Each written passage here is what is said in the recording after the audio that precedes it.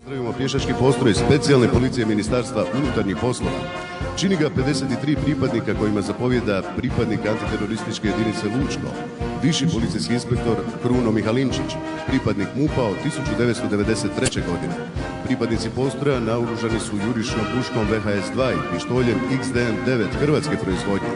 Specijalna policija MUP-a bila je prva organizirana postrojba na početku Domovinskog rata koja je pružila oružani otpor agresoru.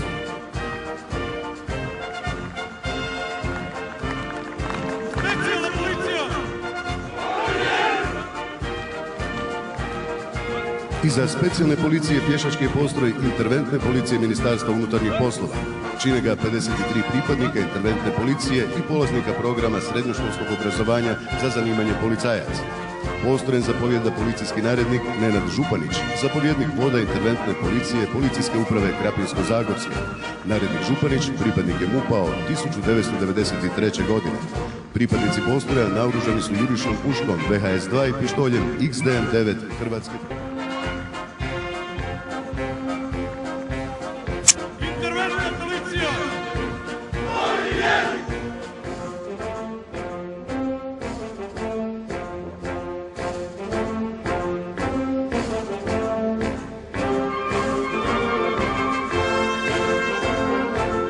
Ministarstva unutarnjih poslova. U sastavu postroja je 58 policijskih službenika u specijaliziranim timovima, 26 motornih vozila i 2 plovila.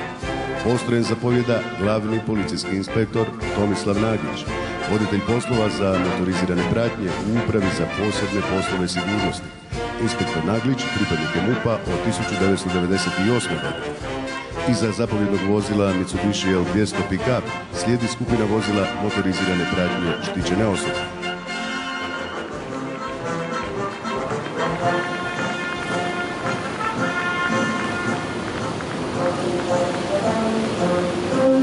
Za obavljanje poslova protueksplozijske zaštite namijenjeno je terensko vozilo marke Mitsubishi s prikolicom, u kojoj je IOD robot.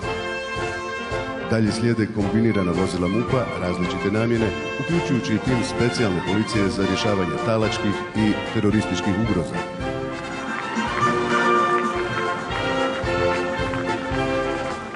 Radi zaštite vanjske granice, granična policija koristi terenska vozila marke Mitsubishi Outlander i plovila tipa C, koja su nabavljena za potrebe čuvanja buduće šengenske granice Europske unije. Tu su također i mobilno prevencijsko vozilo, mobilni šalterski ured i zapovjedno vozilo.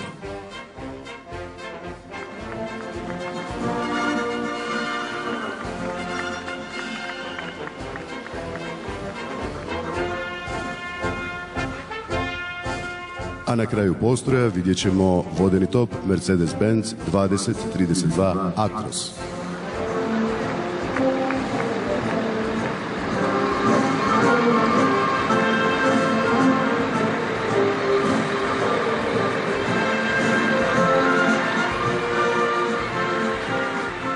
Iza vojnih helikoptera slijedi prelet zračnih snaga Ministarstva unutarnjih poslova. Ovu grupu čine 3 helikoptera iz sastava zrakoplovne jedinice zapovjedništva specijalne policije.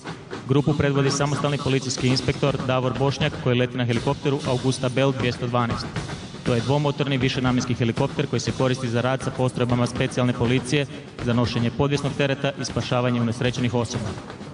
Drugi helikopter u grupi je Airbus H135, dvomotorni višenamjenski helikopter koji se koristi za nadzor granice i prometa te prijevoz unesrećenih osoba.